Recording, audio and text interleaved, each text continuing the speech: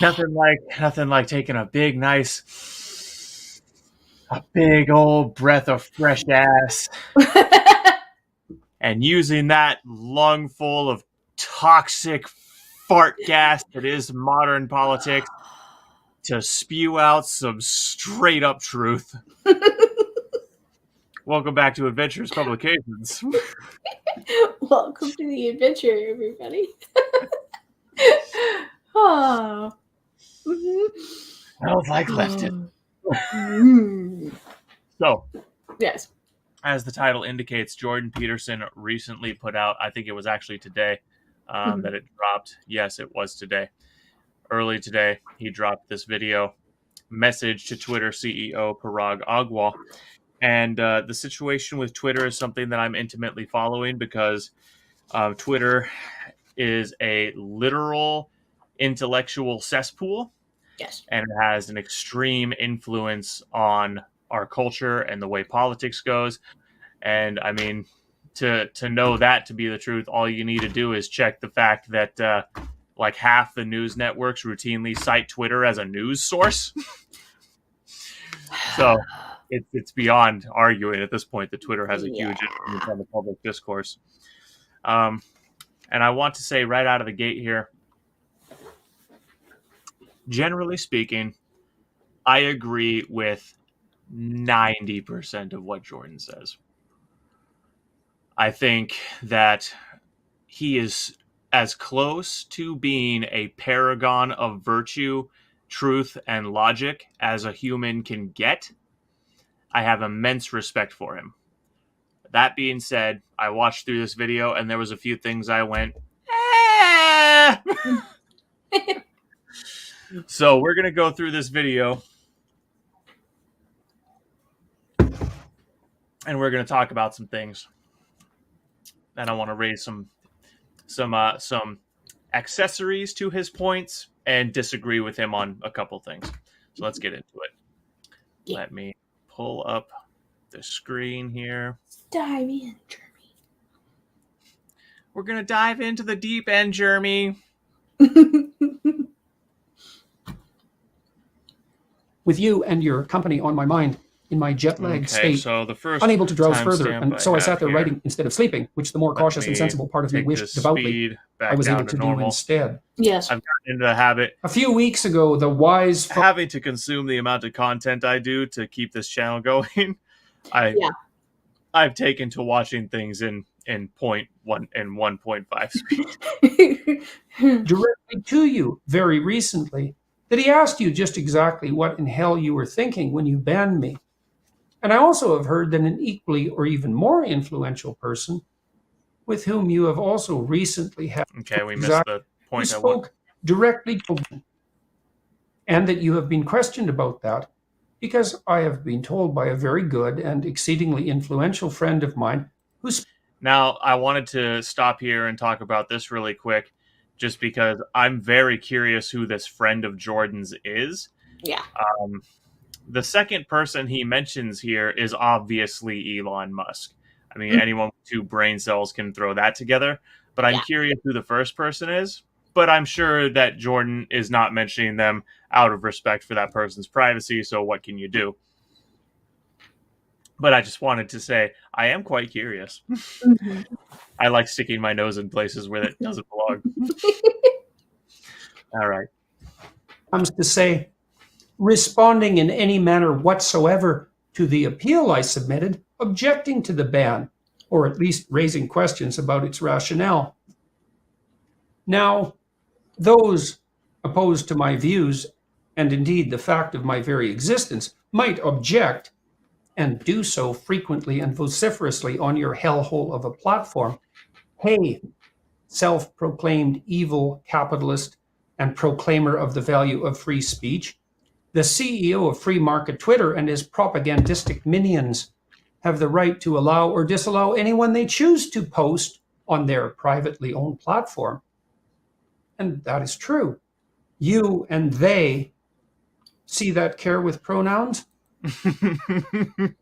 Now, literally, the only reason I wanted to stop and make a point of this section is because I want to point out something for the average person who might not be this observant or might not watch enough Jordan to know this. Jordan is very deliberate with his words. Mm-hmm. He is the epitome of thinking before he speaks. So he was very deliberately in commenting that he made a very deliberate choice to comment on the fact that he used the pronouns properly.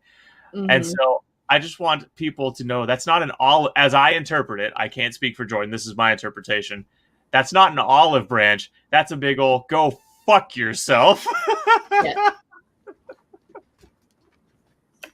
Have that right, but have also clearly accepted a commensurate, even the percentage of fake bot accounts active on Twitter. A supporter of Twitter might object, Mr. Musk was just looking for the way out of a bad deal. Okay. Here's why I wanted to stop to point this out. A lot of people might still say, oh, the bot situation can't be that bad. And that would primarily be people on the left because all the bots are parroting their opinions. So why would you call out bots if they're repeating the absolute garbage you spew? Well, my friends, I just want to point out this video. Vice President in Exile Johnny 5 still alive, at Smooth Johnny 5 is the account.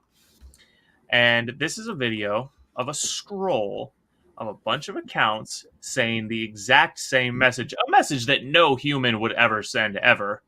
Mm-hmm. And as you can see, it is a scroll of the same fucking message from account after account after account. Yeah. Oh boy. Many of them saying the message multiple times.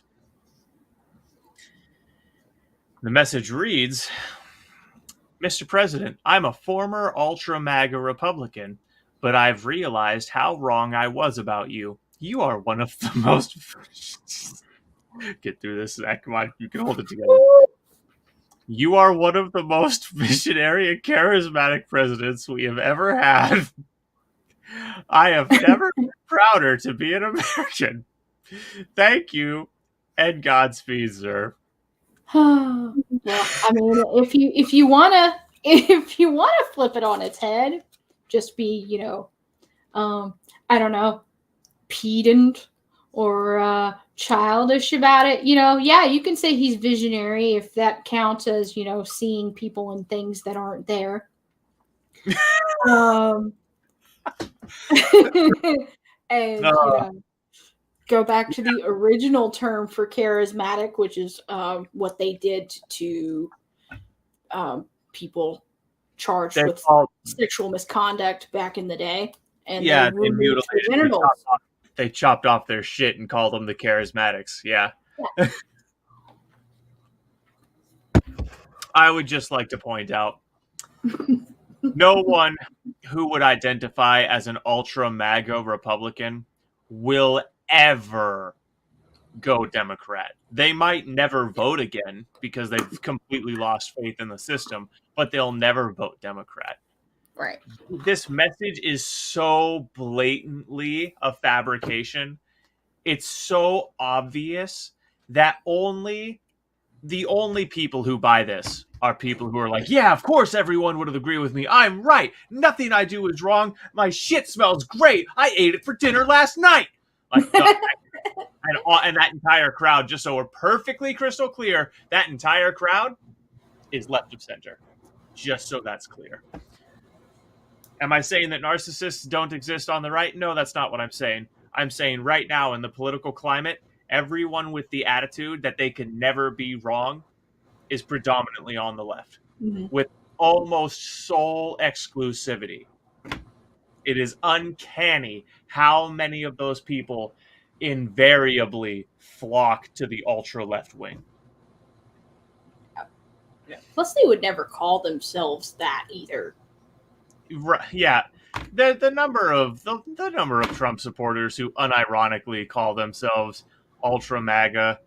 Well, first of all, if you call yourself ultra MAGA, you don't identify with the Republican Party. Trump is famous for bringing millions of people who were politically unaffiliated prior to him into his voter base. Yeah. because a lot of people who would otherwise lean right but don't because the Republican Party sucks don't vote Republican because the Republican Party sucks because it's made up of a bunch of fucking spineless cowards. Yeah. So yeah, I just wanted to highlight the absolute absurdity of the Twitter bot situation and provide a little bit more visual evidence to the statement of fact from Jordan. And that is not the first thread like that I have seen. I have literally seen collections of hundreds of posts from hundreds of accounts, all 100% identical. I personally find that argument weak to the point of preposterousness. It's not at all obvious to me that Mr. Donald Trump. I would not exactly describe myself as a supporter of Mr. Trump, although I probably would have voted for him instead of Hillary had I been American, although who knows when push comes to shove, and do not possess the paranoia with regard to his machinations that characterizes his most fervent and often near deluded opponent. This is one of the first places I'm going to have to strongly disagree with you, Mr. Peterson. I respect the hell out of you. You're flat wrong. They're not near deluded. They are psychotically, hopelessly deluded. They fabricate fiction straight out of thin air and then try to impose that fiction on material reality with unwavering fervency, with unwavering faith that the fiction they've fabricated for themselves is not only true, it's not only the unmitigated, unbiased, absolute fact of the matter, but that if you don't believe what they believe, you are now evil. I cite the Russian piss tape story. They just made that up out of thin air. And there's still ultra leftists who believe that is the spoken from God's own lips truth. Mr. Jordison, they are not near deluded. They are deluded beyond salvation. Kate, any comments on that? No. Okay. Comments. I think that on the campaign round, Constitution, capitalism, tradition, identity make the same claims. They are the most dangerous opponents of the conservatives, hypothetically represented by the Republicans. And the last thing we need on the more traditional and cautious side is anything that makes those radical claims appear valid. I also believe that Mr. Trump erred greatly, not least strategically, in his decision to push the narrative of stolen election. Now, we here at Team Adventurous would never, on this platform, say that election was stolen or anything other than the freest and fairest and most well-regulated and closely monitored election in American history. 100% transparent, an absolute masterwork of electing someone fairly and openly and honestly, a case study in how to run an election, and I would never, ever say anything to the contrary on this platform.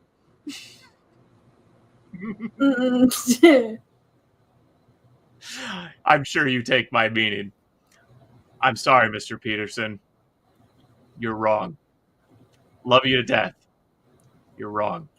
Even if he is correct, and I don't believe that he is technically, even though he was treated more despicably and unfairly and under Putin's thumb and was roundly and thoroughly pilloried for offering this absolutely accurate and self-evident diagnosis, as he was for so much of what he did. And how much more correct could it be been, as current events have clearly demonstrated? Now, what he's talking about here, he's talking about how Trump warned European leaders about the impending energy crisis if they continued on with what they were doing. I wanted to reinforce Jordan's point here because a lot of people might not know about some of the stuff going on. So, current events. Come over here. There were gigantic. To the channel Anything Goes. This is Paul Joseph Watson's second channel. Revolt against the current thing. This is a video talking about the riot in the Czech Republic. where they are trying to overthrow their government because of energy shortages. Trump warned Europe that this was coming 2 years ago. Actually, 4 years ago or more now. So when Jordan says that Trump warned them about things that would happen that are now being proven by current events, he's talking about things like this. He's talking about, that's not, I forgot I didn't have anything pulled up for the next thing. He's talking about the gas prices right now. He's talking about energy poverty. He's talking about the UK and Germany considering creating heat banks for citizens to go to in the winter so they don't freeze to death at night. Mm-hmm. I have a friend in the UK. He's talking, we were just having a conversation about how the UK is considering creating some of these. I think Germany already has. And Trump warned these leaders about all of this shit. So yeah, go ahead, libtards. Keep talking about how Trump is so stupid and completely incompetent, even though he made an accurate prediction 4 years out on where this would all go. Yeah. And Trump's team finalized the Abraham Accords, which could obviously have been expanded more recently to include the Saudis. The Nobel Prize for doing nothing but... This line is too good. I'm not going to comment on it. I just want my audience to hear it. By the unwise actors constituting the current Democrat administration. President Obama received a Nobel Prize for doing nothing but winning a presidential election while insert air horn sound, right? Being black. To put it bluntly, and I think he knew it. Of course although he did. He cravenly accepted the prize anyway. And here's another place. It wasn't a matter of cowardice that made Obama accept that award, Jordan. It was a matter of narcissism. He knew that he hadn't earned it. Not really, but he felt he was entitled to it because he's a narcissist. Anyway, Trump and his team and all the people from the Middle East involved in the Abraham Accords received almost no legacy. Also, Michelle has a dick. Press attention, certainly none that was positive, and certainly no Nobel Prize, even though what they managed was clearly the most significant advance on the peace front in that embattled region since World War II.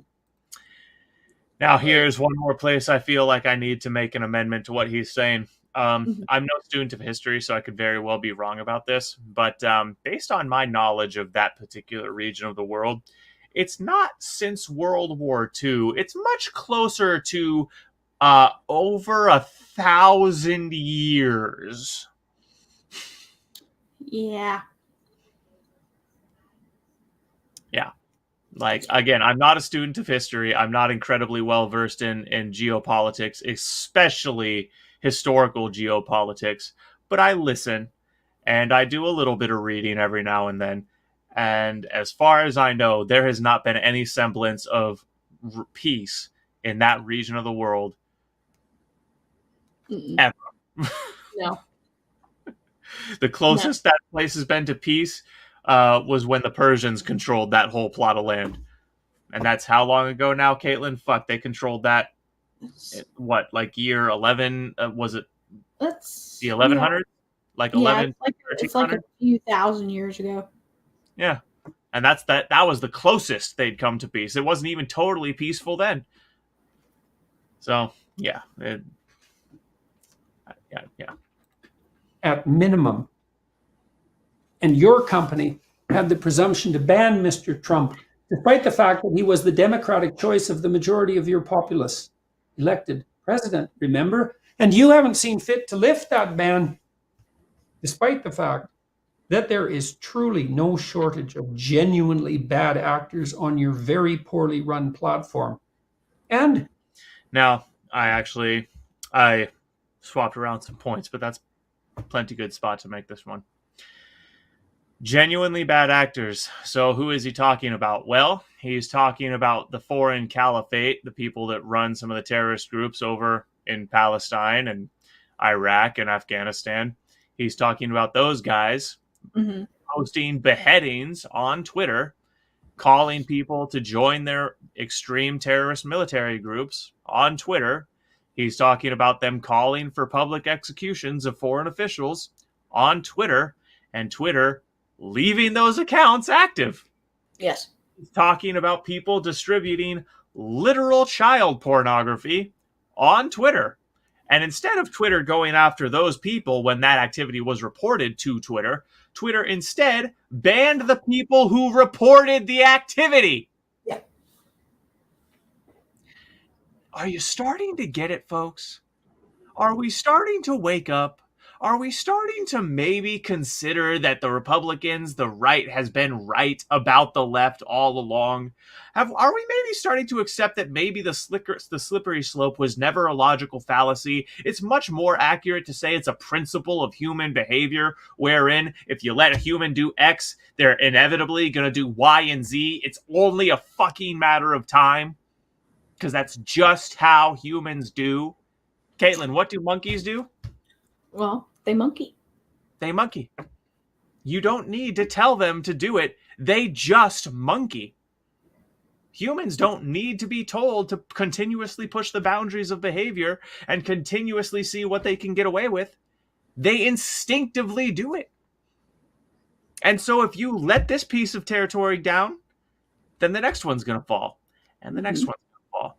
And 20 years from them saying, we just want to be left alone, we have kids having their genitals surgically altered, their breasts chopped off, and given puberty blockers that permanently alter them chemically and psychologically. Don't tell me the slippery slope is a logical fallacy. Go fuck yourself.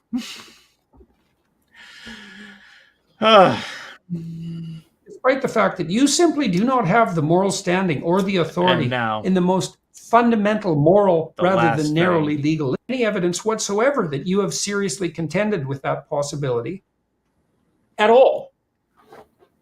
There is plenty of destructive conspiratorial thinking on the right.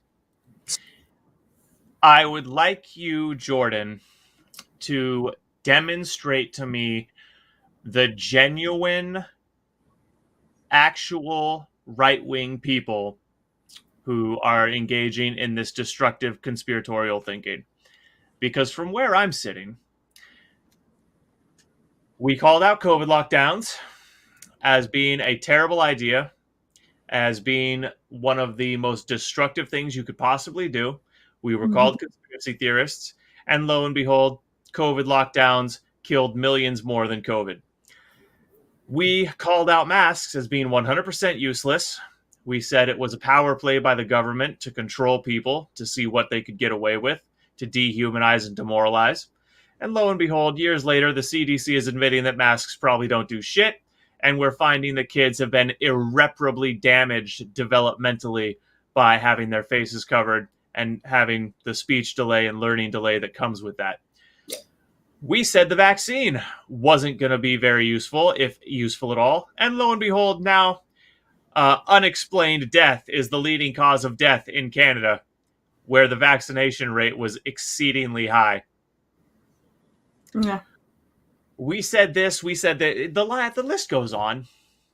The list goes on. Jordan, look, again, I have immense respect for you, but you're going to have to point me to a right-wing conspiracy that didn't turn out to just straight up be true. And yeah. I'm sure you would agree with me, Jordan. The truth never hurt anybody. It is the lie. It is the perpetuation of deceit. It is the mischaracterizing and misrepresentation of the truth that damages. You point out a right-wing conspiracy theory to me that's actually a full-blown right-wing conspiracy theory, and there's no grounds for it whatsoever. Fine. I'll admit I was wrong when it's put in front of my face. But from where I'm sitting, conspiracy theorists aren't conspiracy theorists. They're prophets. At least right now. At least at this current day, and at least not. Yeah. I won't even say day and age. Within these last few years. Within the last 5 years. Yeah. So, look, again, nothing but immense respect for Jordan. And, clearly, because I backed him up on several points and wanted to highlight them. But there's just some things that, and that's how you know I'm not a sycophant or a brown noser. If I agreed with everything he said, I'd just be looking for clout and coat chasing. Yeah. But I think that this brings up a very interesting thing too, the fact that, Twitter does seem to be more curative of all the content and people that are on there now, and they're making themselves out to be more of a publisher rather than simply a platform. Kind of like what Crowder was talking about with YouTube, is presenting themselves to be more of a publisher rather than a platform. And it's kind of raised the question for me, what is the point really now in anybody trying to stay on Twitter and cultivate any kind of an audience on there? Like, is it actually worth it anymore if we're gonna have to worry about at any moment just getting nuked like Gina Carano or Jordan? Yeah. And I understand Caitlin's point, and I think there's a certain level of wisdom to it, especially if you're starting out as someone who wants to begin building a social influence. You should definitely take a very serious look at where you're going to try to do it. I like picking fights. I am immensely stubborn, and I don't know when to quit. So I'm on Twitter. But if you're someone who is only good at preaching to the choir, if you don't have the stomach for extreme, unending conflict in the social space, you should not be on Twitter if you're right, even if you're center. If you're not part of the mob will come after you. And I see the value in what Caitlin's saying. There's, especially when the left has been making it has been making its business to make life impossible unless you're on their side. So the only way we're going to address that is just by going and creating parallel economies and parallel spaces. And this is something that's been talked about quite at length by many political commentators. And I actually think that's probably the best solution we could possibly have. And here's why. As the right continues to build a parallel economy, a parallel entertainment media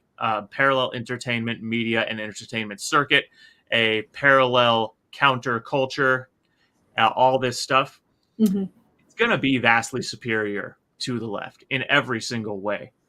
It's going to be less hateful. It's going to be more open. It's going to be more successful. It's going to be a better place for people to go and be human and grow. And that's just inevitable because we know that when the left runs shit, it breaks apart like that. Chicago, Detroit, Seattle, I've made my case. San Francisco, California in general, New York, I've made my case. Yeah. So maybe we should all just flock to Truth Social or Gab or Minds. I'm on Minds and I'm on Truth Social, at least under the adventurous platform. And I think that moving forward, that's probably what everyone should do. Unless the matter with Elon goes to court, and in court, Twitter is called to the mat to actually answer for all of its malfeasance. Yeah. And maybe we absolutely hit the jackpot of circumstance and Elon is forced by the court to do the deal. And so he's given a pile of shit in his hands that he has to clean up. It'd be shit for Elon, but it would be great for the world. Yeah. And I really hope that's what happens. I really do. The purging. Oh my God. I would absolutely love to see the purging of the bot accounts and how all of the left-wing accounts would go from like 1 million followers down to 10,000 followers. It's like Yeah. they have most people have no idea just how inflated some left-wing accounts are. And by the way, the number one way to spot that is look at engagement versus followers. If someone has like 2 million followers and they get 20 retweets on average, it's bot follows. Same thing on almost any account. Mm-hmm. Or excuse me, any site. Yeah. But the thing is, with them having as many bot accounts and things like that they do have, it pushes them more forward in the algorithm and gets them more front page and on recommended and things like that, which is unfair. So I think if Elon were to actually be forced to get in and get rid of all the bot accounts, it would level the playing field for a lot more people, and it would just go back to being a platform rather than a curated publisher. And that's something that we've been pushing for a while now is Section 230 reform. That is something that it needs to be the top priority of every Republican lawmaker, is figuring out how to rework or just cut out and replace Section 230 with something that actually holds these social media companies to account for the bullshit they've been pulling for the past decade. I mean, it really is absurd how much shit they get away with and how much deliberate poisoning of the water they engage in. And not only are they not called to account, but even if they were, nothing can be done under the law as it's written right now. And that's the problem. Yeah. Yeah, because this isn't just hurting people politically, though. This is hurting a lot of people with, businesses or other, small time stuff, like with what we're doing with trying to promote our books and things like that. There are a lot of other people in the same boat that we're in that are having a lot of the same trouble, that aren't, getting as many sales as they could be because they're not seen. And mostly it's because, they don't have the ability to do the pay to play thing that a lot of these other people do with their Twitter and their TikTok accounts and things like that, to just have bot armies that push them all the way to the front like everyone else. Right. And the other thing with that is the obvious, like you said, these platforms pick and choose winners. Mm-hmm.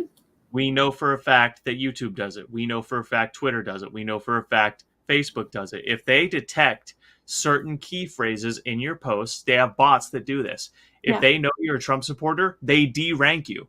If they know that you oppose their platform, they de-rank you. If they know this, that, or the other, they de-rank you. And so if you're someone who isn't absolutely on board with the leftist mob, you're de-ranked on social media. And so, listen, I'm not going to say that it's the entire reason my book hasn't been successful. I'm not good at marketing. That's the main reason. But the fact that social media companies are fucking out to get me because I think they're evil hasn't helped me either.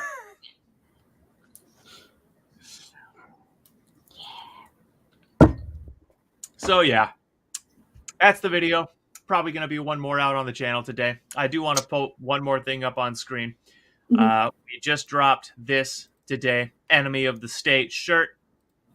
It's got that on the front, Enemy of the State, and as you can see, that's the American flag superimposed on the letters. And on the back here, we have the names of the signers. And in the Adventurous store, there's a bunch more stuff. You can pretty much find something for everyone. The Canceled collection is my personal favorite. This is where we've put a lot of our energy because we think we're clever. But right now, I want to highlight the Suicide Cancel shirt because we are going to be donating all the proceeds at the end of the month to charity. And there's a video on my main channel, Zach Pieper, where I kind of did a little artistic promo of this kind of thing. But, I mean, the promo isn't... Never mind. Go on. You'll make your own. You can make your own opinion. But, yeah, any proceeds we make from this shirt at the end of the month to charity. We haven't picked a charity yet, so if you want to recommend one, drop it in the comments. And yeah, that's it, guys. Until next time, we sincerely appreciate everyone, and welcome to the adventure. Welcome to the adventure. I should. Oh, I really got to remember to start having this thing ready before I give the send off. Someday my blonde ass will learn.